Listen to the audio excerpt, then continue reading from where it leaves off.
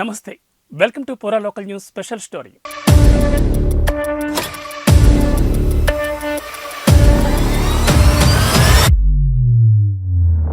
BJP తెలంగాణలో operation ఆకర్షకు తెరతీసింది. Pending parliament స్థానాలపై BJP కసరత్తు నిర్వహిస్తోంది. 17కు గాను 9 పార్లమెంటు స్థానాలకు అభ్యర్థులను బీజేపీ ప్రకటించింది. బలహీనంగా ఉన్న చోట చేరికలను కమలం పార్టీ ప్రోత్సహిస్తోంది.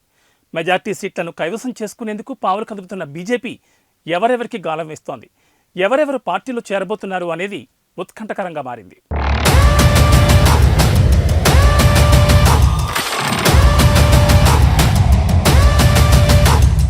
నల్గొండ, ఖమ్మం, వరంగల్, మహబూబాబాద్, పెద్దపల్లి నియోజకవర్గాల్లో బలమైన అభ్యర్థుల కోసం వేట కొనసాగిస్తోంది బీజేపీ.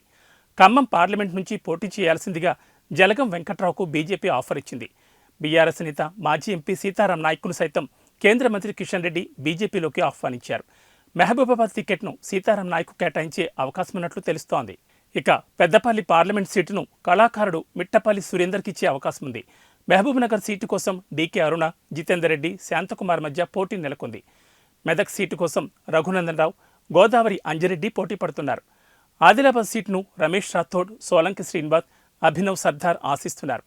వరంగల్ సీటు కోసం కడియం కళ్యాణ్, చింతా సాంబమూర్తి పట్టబడుతున్నారు. నల్గొండ స్థానానికి బలమైన అభ్యర్థి కోసం బీజేపీ వేట ప్రారంభించింది.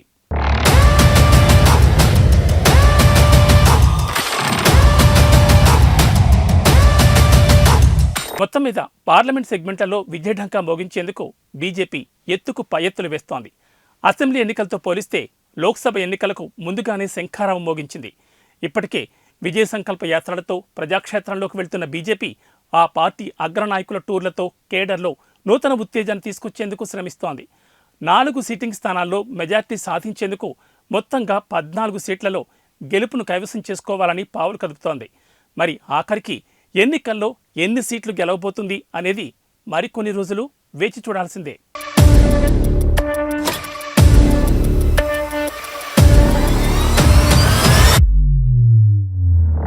ఇది ఇవాంటి స్పెషల్ స్టోరీ. మరో అంశంతో మళ్ళీ కలుద్దాం. నమస్తే.